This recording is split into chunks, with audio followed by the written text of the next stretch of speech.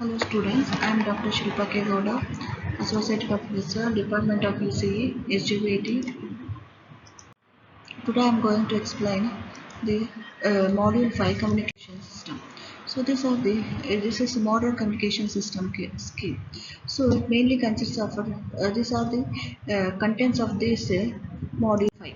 So first we will define here communication. It is defined as the act of expressing our views to others through the use of signs, expressions, symbols, spoken words or any activity to reach a common understanding. We can communicate with a person or a group of persons. It is also defined as exchanging information through writing, speaking or any other medium. It is the successful transfer of views and feelings. Let's consider the below examples. So this is the basic elements of a digital communication system.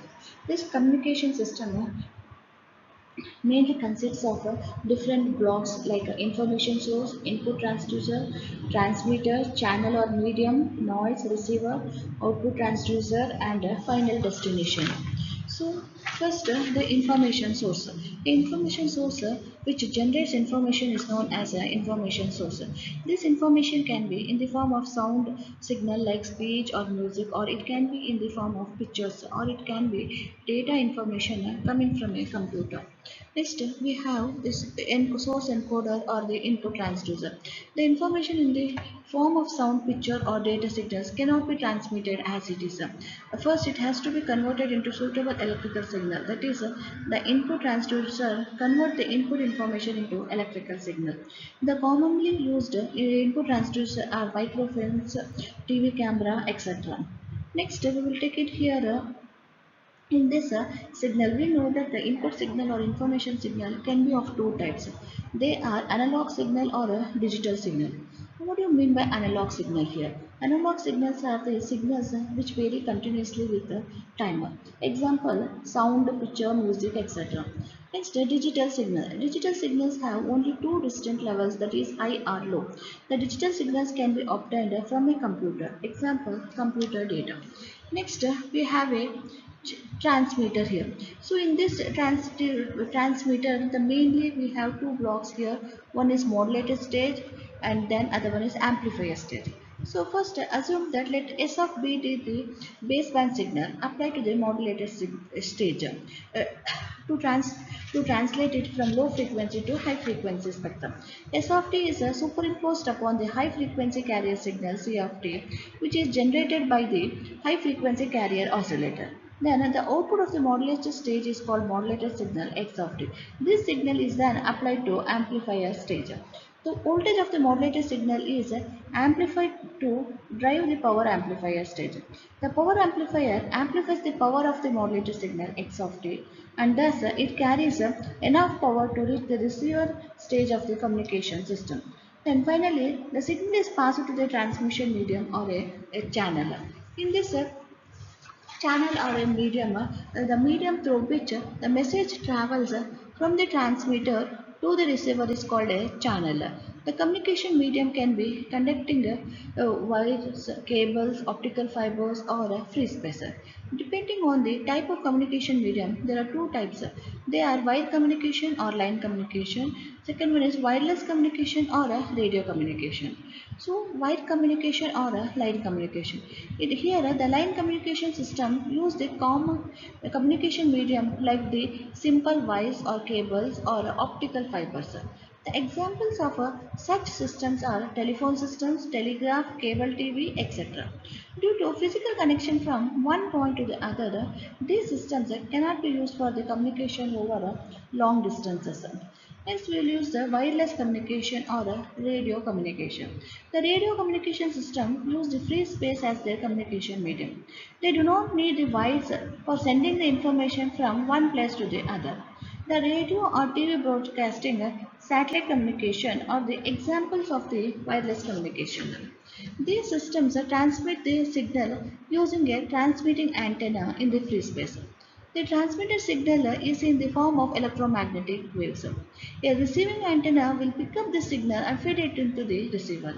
Where wireless communication can be used for the long distance communication, such as from one country to the other or even from one planet to the other. Next, when the signal is passing through the channel, noise will be added. That is, noise is an unwanted electrical signal which gets added to the transmitted signal. When it is traveling towards the receiver, due to noise, the quality of the transmitted information will be reduced. The noise can be either a natural noise or a man-made noise.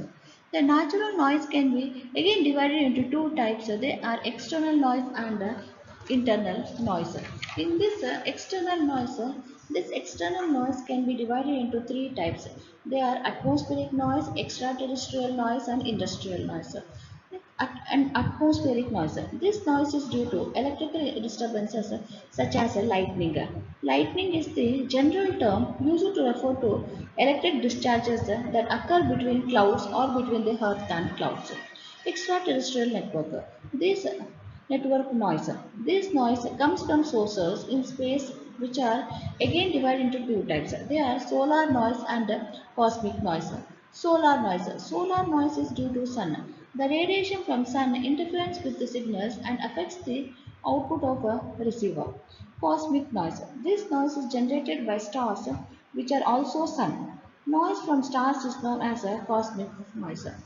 Next, it is an important source of noise which has to be considered and has the greatest impact on communication in the frequency range ranging from 15 MHz to 150 MHz. Next, industrial noise. It is produced by automotive ignition systems, electric motors, and generator brush contacts. That is, an electrical equipment when abruptly switched on or off produces transients that create noise. This noise is also called as a man-made noise.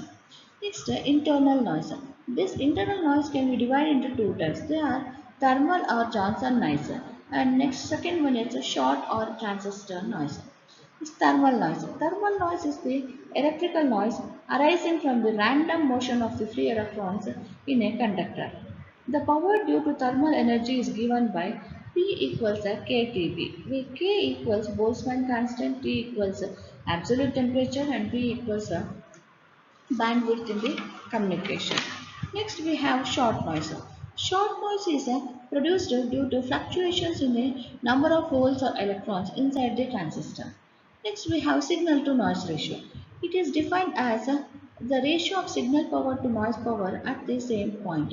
And also this signal to noise ratio is used to judge the performance of the communication system. That is F by N equals PS by Pn, where PS will be signal power which will be equals to Vs square into R, and Pn equals noise power which will be equals to Vn square into R. Next, assume that the signal power and noise power are dissipated in same resistance R, then signal to noise ratio can be expressed in dB as 10 log base 10 Vs square by Vn square.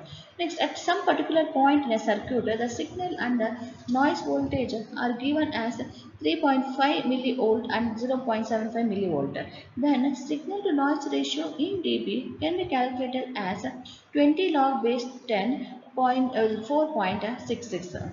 So next we have noise figure. Noise figure in the sense it is defined as the ratio of signal to noise power at the input of the circuit and ratio of signal to noise power at the output of the circuit. Next, we have a block as a receiver. So here a receiver, it mainly consists of a front-end voltage amplifier, demodulator as well as amplifier stages. The main function of the receiver is to produce the original message signal. Reproduction of the original message signal is done by the process known as a demodulation. The signal received by the receiver is R of t due to attenuation. R of t is a weak signal. The voltage amplifier amplifies to make strong enough for further processing. In demodulation, the baseband signal is separated from the high frequency carrier signal. After recovering the original baseband signal, its voltage and power is amplified and finally sent to destination. This is the general block explanation of the communication system. Next, modulation. So what do you mean by modulation? Here, the input signal can be, we know that the input signal can be analog signal or a digital signal. The electrical equivalent of the input signal or original signal is known as baseband signal. Example, the type of transmission is used in telephone networks. In telephone networks, The sound signal converts into electrical signal is placed directly on the telephone lines for transmission. But the disadvantage of this type of transmission is that it cannot travel for a longer distance. Therefore, we do the transmission using modulation technique. In modulation, we need another high frequency signal called as a carrier signal, and this carrier signal will carry the message signal or input signal to the destination. But this modulation can be analog modulation or a digital modulation. In analog modulation, the carrier signal will be sine wave having high frequency than the message signal. But in digital modulation, the carrier signal will be square wave having high frequency than the message signal. In modulation technique, the amplitude or Next, in modulation techniques, the amplitude, frequency or phase of the carrier signal will be varied in accordance with the message signal. The different types of modulation techniques are amplitude modulation, frequency modulation and phase modulation. So in amplitude modulation, the amplitude of the carrier signal will be varied in accordance with the message signal, keeping other two parameters constant. Next, in frequency modulation, the frequency of the carrier will be varied and other two parameters kept constant. In phase modulation, the phase of the carrier signal will be varied where the other two parameters is kept constant. This is the same amplitude